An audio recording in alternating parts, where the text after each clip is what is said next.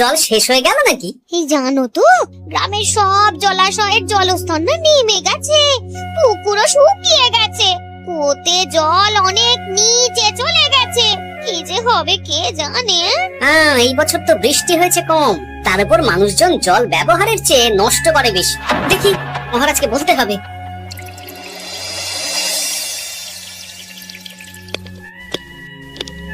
এই তো গোপাল এসে গেছে। শুনেছো, রাজ্যে সকল জলাশয়ে। শুধু শুনিনি, চাক্ষুষ দেখেছি, আর এর কারণ ও তার সমাধানও ভেবে এসেছি মহারাজ। তুমি কি বলতে চাইছো সেটা বলো না খোলসা করে। মহারাজ, আসন্ন দিনে জলাভাব মেটানোর একটাই উপায়, তা হলো প্রজাদের উপর কর চাপানো। মহারাজ, আমার ঠাকুরদা বলতেন, যা মেলে মূল্য বিনে তার মূল্য কে আর জানে। আমরা যেহেতু জলের মতো এত মূল্যবান সম্পদ বিনামূল্যে পাচ্ছি, তাই একে গুরুত্ব দিতে শিখিনি। সবাই মিলে দেদার জলের অপচয় করছি। আমি এই অপচয়ের বিরুদ্ধে কর বসানোর পরামর্শ দিচ্ছি মহারাজ। জলের জন্য দেবে দাম, ছুটে যাবে কাল ঘাম। হ্যাঁ, যখনই জলের জন্য কর দিতে হবে, তখনই জলের অপচয় বন্ধ হবে। এতে লাভটা কি হবে গোপাল? মানুষ কম জলে কাজ করা শিখে যাবে, ফলে আগামী দিনে যদি জল সম্পদ কমেও যায়, এই কৃষ্ণনগরের প্রজারা আগে থেকেই তার জন্য প্রস্তুত হয়ে যাবেন। কিন্তু আমি আমার প্রজাদের কাছ থেকে জলের দাম নেব গোপাল? না মহারাজ, কর বাবদ যে অর্থ উপার্জন হবে, তার সাথে আপনার দান মিলিয়ে রাজ্যের মধ্যে একটা বিরাট কৃত্রিম জলাধার বানানো হবে। বাহ বাহ বাহ, যেখানে বৃষ্টির জল সংরক্ষণ করা যাবে মহারাজ। এতে সারা বছর ধরে আর কোনো জলের অভাব থাকবে না মহারাজ। গোপালের প্রস্তাব বড় ভালো লেগেছে। আগামী দিনে ইতিহাসে এই কর্মযজ্ঞের কথা লেখা থাকবে বলে আমার বিশ্বাস। আর তাই আমি গোপালকে এই মুহূর্তে 50টি স্বর্ণমোহর উপহার দেব বলে ঘোষণা করছি। সাধু সাধু সাধু।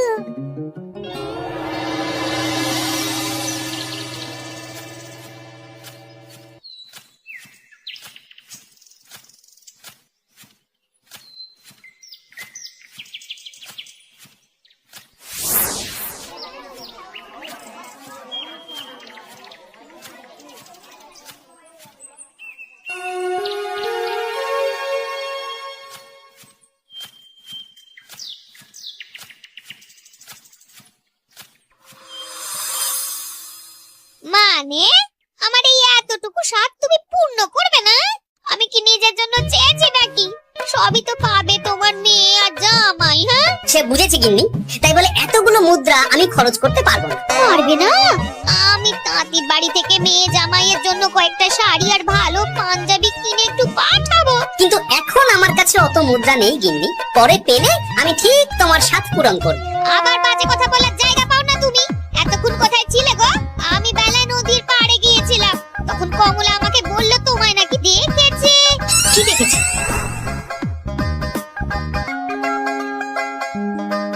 কোথায় গেল এত বড় মুদ্রা? থলে কি হাওয়াতে উবে গেল নাকি? এই রে, কি তো মহা ঝামেলা। কখন কি যে গিন্নিকে খবর দিচ্ছে সেটা টেরও পাইনি। বলি মুখে কুলু পাটলে যে বড়। বলি রাজা মশাইয়ের কাছ থেকে যে এত রোজগার করো, সেই মুদ্রা যায় কোথায়? কানের মাথা খেও না তো।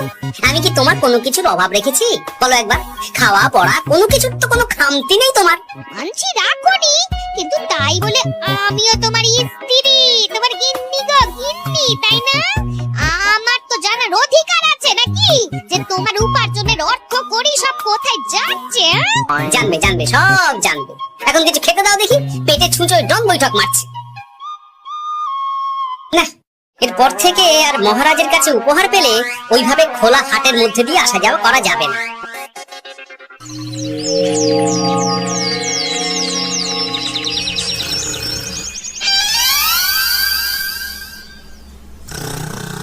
তোমার আর কোনো চিন্তা নেই গোপাল। আমি তোমার মাসোহারা তো বাড়িয়ে দিলাম, সঙ্গে প্রত্যেকদিন তুমি 10 মোহর করে পারিতোষিক পাবে। এই নাও। এই ভোরবেলায় একটা জব্বর স্বপ্ন দেখা গেল বটে। এই স্বপ্ন খুলে গেলে আর কোনো চিন্তা নেই। গিন্নি, ও গিন্নি, বলি গেলে কোথায়? গিন্নি, সারা নেই। ও গিন্নি, রাগ করলে নাকি গো? আরে এসো এসো, এমন একটা স্বপ্ন দেখেছি না যে তোমার আর কোনো চিন্তা থাকবে না গিন্নি। মোহর আর মুদ্রা একেবারে ঝরে পড়বে গো।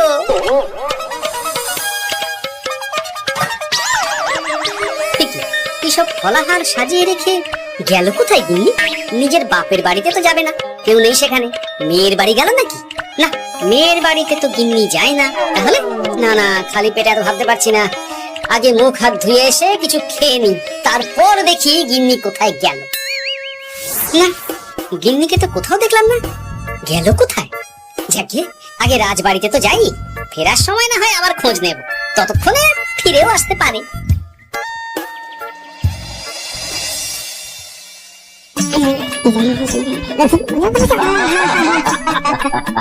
বাহ বাহ বাহ, একেই বোধহয় বলে সঙ্গগুণ।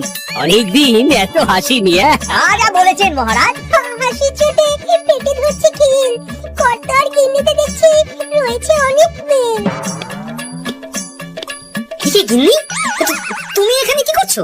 একই গোপাল, তুমি রাজসভায় এলে যে বড়। তুমি নাকি রাজসভার কাজ থেকে অবসর নিতে চেয়েছো। এই কথা কে বললো মহারাজ? এই তো উনি বললেন। বলি আমি আবার কি করব? তুমি আমায় একটা কাজ দিলে আর সেটা আমি করব না বলো? আমি তোমায় কাজ দিলাম? কি কাজ? বাবা গোপাল, তুমি কি আকাশ থেকে পড়লে নাকি? তুমিই তো তোমার গিন্নিকে বলে পাঠিয়েছো যে তুমি আর রাজসভার কাজে যোগ দিতে চাও না। তোমার নাকি আর কাজে মতি নেই, তুমি বিশ্রাম চাও। এই রে, গিন্নি দেখি ভয়ঙ্কর চাল দিয়েছে। আমার নামে রাজসভায় এসে এইসব বলেছে। তাই কথা ঠিকই গোপাল, যে তোমার অবসর গ্রহণের কথা শুনে আমি বিশেষ মনমরা হয়ে পড়েছিলাম। কিন্তু তোমার গিন্নি যেভাবে রাজসভায় হাসি মজা হুল্লোড় পরিবেশন করছে, তাতে আমার মনে হচ্ছে এই সাপে বর হয়েছে। এই বেলা যদি গোপালকে কায়দা করে রাজসভা থেকে তাড়ানো যায়, তাহলে আমার পথ থেকে বিরাট বড় একটা কাঁটা উপড়ে ফেলা যাবে। গোপাল গিন্নি সবার মধ্যে তুলিয়েছেন হাসি, তার জন্য রাজামশাই হয়েছেন ভারী খুশি। হ্যাঁ গোপাল, তাই আমি ঠিক করেছি তোমার স্থানে আমি তোমার গিন্নিকেই বহাল করব। হ্যাঁ? তোমার সঙ্গে ঘর সংসার করে ওর বুদ্ধি বেশ খোলতাই হয়েছে, সেটা বোঝাই যাচ্ছে। এছাড়াও আমাদের অনেক পরামর্শ দিয়ে সাহায্যও করতে পারবে। তাছাড়া উনি মহিলা বলে অন্দরমহলেও যেতে পারবেন, রানীমাও খুশি হবেন বলেই তো আমার বিশ্বাস। কি গোপাল গিন্নি, তোমার এই কাজ করতে কোনো আপত্তি নেই তো? আপত্তি কেন থাকবে মহারাজ? আমি ধন্য আপনি আমায় এত বড় সম্মান দিচ্ছেন বলে। এ তুমি আমার কত বড় সর্বনাশ করলে গিন্নি। তুমি কিনা শেষে আমার চাকরিটাই খেলে। এটা গোপালের জন্য বড় ভালো হলো, তাই না? কোনো কাজ করতে হবে না, কিন্তু রোজগার আগের মতোই থাকবে। অবসর আর উপার্জন একসাথে। না হে গোপাল, তুমি আর এখানে কাঁচু মাচু মুখে দাঁড়িয়ে না থেকে নিজের বিশ্রামে ব্যাঘাত ঘটিও না। আমাকে সবার কাজ শুরু করতে দাও। যথা আজ্ঞা মহারাজ।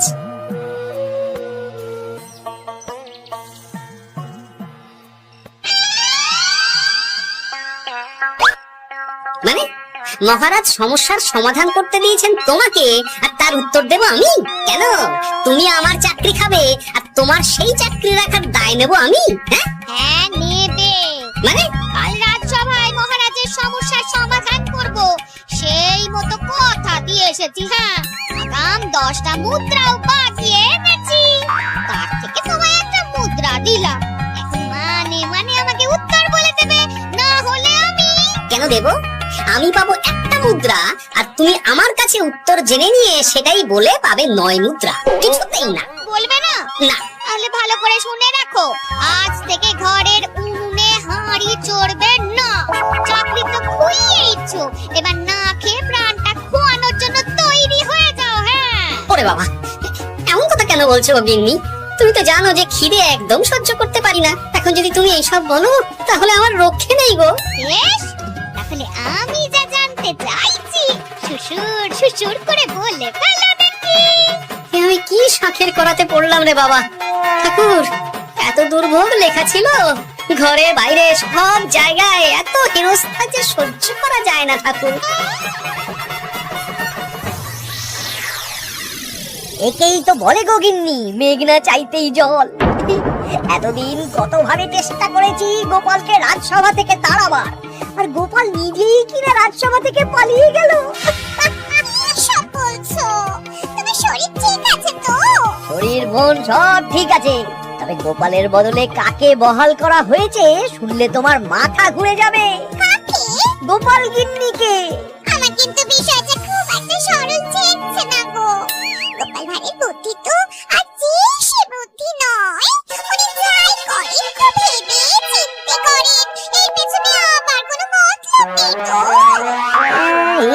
তুমি মন্দ বলনি গিন্নি, গোপালকে নিয়ে সত্যিই কোনো বিশ্বাস নেই।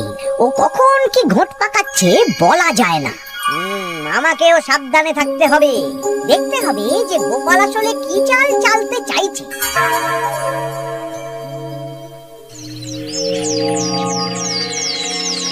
হ্যাঁ গোপাল গিন্নি, এই একটাই প্রশ্ন আমায় সারা রাত ধরে জাগিয়ে রেখেছে।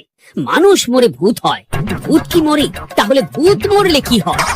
মানে মহারাজ, এই প্রশ্নের উত্তর আমার আজকে দিতে ইচ্ছে করছে না। হ্যাঁ, আমি না হয় আপনাকে আগামীকাল এই প্রশ্নের উত্তর দেব, ঠিক আছে?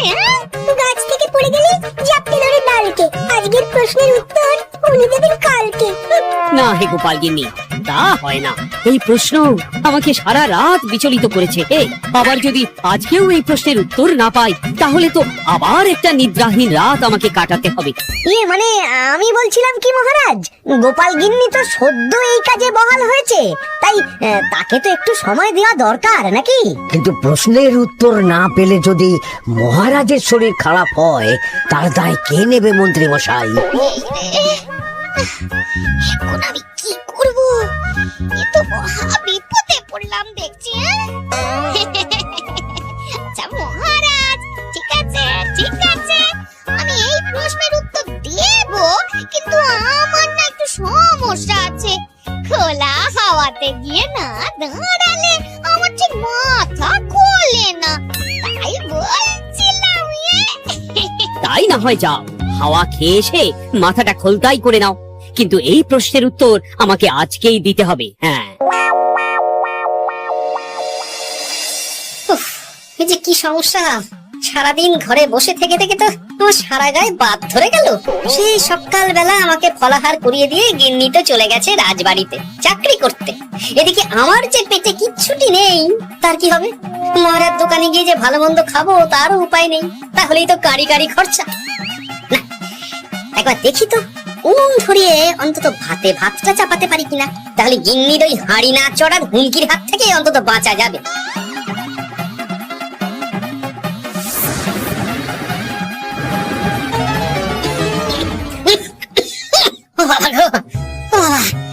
এত কেসে কেসে সোজা শেষ যাত্রা হয়ে যাবে আমার। না, এর চেয়ে না খেয়ে মরাও ঢের ভালো। দেখি তুমি বাড়িতে কেন? এত হাঁপাচ্ছ কেন? সাড়ে তাড়া করেছে নাকি? আরে না গো, মানুষ মরে ভূত হয়, ভূত কি মরে? তাহলে ভূত মরলে কি হয়? খোলা হাওয়াতে গিয়ে না দাঁড়ালে আমার ঠিক মাথা খোলে না। ও, এই হলো ব্যাপার। বেশ, এর উত্তর তোমায় আমি বলে দিচ্ছি। ভূত মরে প্রথমে এক ঝুড়ি অন্ধকার হয়, সেই অন্ধকার হাওয়াতে উড়ে বেড়ায়। এক সময় সেই অন্ধকার পাতলা হতে হতে কুয়াশার মতো হয়ে যায়। ব্যাস, মিটে গেল। ব্যাস, মিটে গেল। যদি রাজা মশাই এই কথা বিশ্বাস না করেন, হ্যাঁ? তুমি হলপ করে বলবে আপনি যখন মরবেন একদম মিলিয়ে নেবেন মহারাজ। এর চেয়ে এক পা এদিক ওদিক হয় না যেন। হ্যাঁ, এই না হলে তুমি গোপাল ভাঁড়। বুঝেছো তাহলে? তুমি চিন্তা করো না, রাজবাড়ি থেকে ফেরার সময় আমি তোমার জন্য অনেক অনেক বাজার করে আনবো, ঠিক আছে? এই আমি যাই। এ তো ভারী মজা হলো। মহারাজ তক্ষুনি প্রশ্নের উত্তর চাইলে গিন্নি এইভাবে সেই রাজবাড়ি থেকে দুধ দাঁড়িয়ে ছুটে আসছে উত্তর জানতে। আমাকে তুমি একটা চাল দিয়ে কুপকাত করেছে তো গিন্নি। এইবার বুঝবে কত ধানে কত চাল।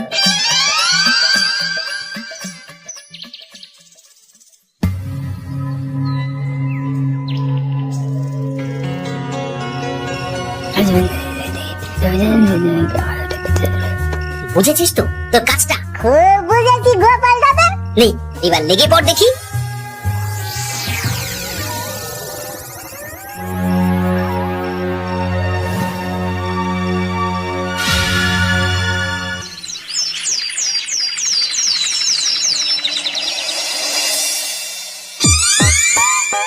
তাহলে আর বলছি কি তোমাদের, সকাল বেলায় উঠে দেখি মুখের এই হাল। এই কাণ্ড কি করে হলো মহারাজ? তার আমি কি জানি। আমি সকালে উঠে আয়নায় নিজেকে এই অবস্থায় দেখে খুব চিন্তায় রয়েছি। গোপাল গিন্নি, আগে মহারাজ, গোপাল থাকলে যে কাজ করতো সেটা তো তোমাকেই করতে হবে, বলতে হবে এর সমাধান কি। মানে হ্যাঁ হ্যাঁ, আমার মনে আছে। তোমার তো আবার হাওয়া না খেলে চলে না। যাও যাও, তাড়াতাড়ি হাওয়া খেয়ে এর উত্তর নিয়ে এসো।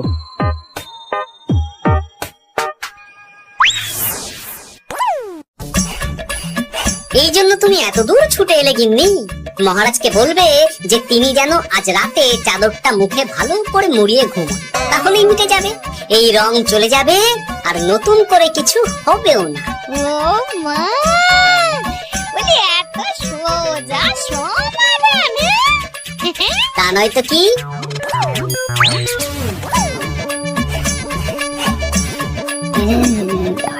কাল সারা রাত আকাশে একবার দেখলাম চাঁদ উঠেছে, আর একবার দেখলাম ঘোর অমাবস্যা। এর কারণ কি? একই রাতে দুই তিথি হয় কি করে? আর একটা সমস্যা, হ্যাঁ, এটা আগে বললেই তো হতো মহারাজ।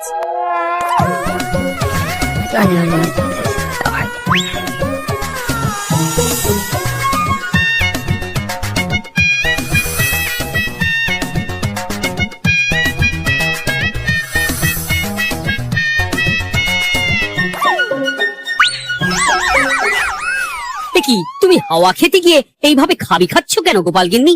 এর কারণ আমি জানি মহারাজ। সে কি কাণ্ড! তুমি কি করে জানলে? গোপাল গিন্নি মোটেও হাওয়া খেতে যায়নি মহারাজ, সে গেছিল নিজের বাড়িতে গোপালের কাছে আপনার বলা প্রশ্নের উত্তর জেনে আসতে। মানে গোপাল গিন্নি তার মানে আমাকে ঠকিয়েছে? তা জানি না মহারাজ, তবে আমার মনে হয় এর পেছনে গোপালের কোনো গভীর ষড়যন্ত্র আছে, না হলে সে এমনটা করবে কেন? আর এক রাতেই আপনার সাথে এতগুলো অদ্ভুত ঘটনা পর পর ঘটবে কেন? বটে, এক্ষুনি গোপালকে ডেকে আনো।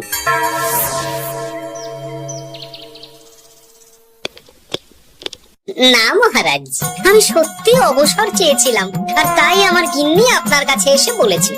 ওর কোনো দোষ নেই মহারাজ। না মহারাজ, আমি মিথ্যে কথা বলেছি। হ্যাঁ, উনি আপনার কাছ থেকে পাওয়া সোনার মোহর নিয়ে বাড়ি যান না, তাই আমি ওকে শায়েস্তা করতে এই ফন্দি করেছিলাম। আসলে মহারাজ, আমি আপনার কাছ থেকে পাওয়া সোনার মোহর জল প্রকল্পের কাজে লাগাবো বলে কিছু জনকে নিয়ে একটা দল গঠন করতে গিয়েছিলাম, আর তাদের কাছেই ওগুলো রেখে এসেছি। এটা যদি আমার দোষ হয় তাহলে আমি ক্ষমা প্রার্থী মহারাজ। সাধু গোপাল, সাধু তোমার উত্তর। এই কাণ্ড! আর এদিকে রাজবাড়ি থেকে বাড়ি, আর বাড়ি থেকে রাজবাড়ি করতে করতে আমার প্রাণ ওষ্ঠাগত হয়ে গেছে মহারাজ। উফ, আমার ঘাট হয়েছে, আপনি আমায় ক্ষমা করে দিন মহারাজ। এইবার মজার টের পেয়েছে তো গিন্নি? আপনি আপনার আদরের গোপাল ভাঁড়কেই তার চাকরি ফিরিয়ে দিন মহারাজ। আমি যাই আমার হেসেল সামলাতে। কেলে পচা খুব ভালো করেছে বলতে হবে।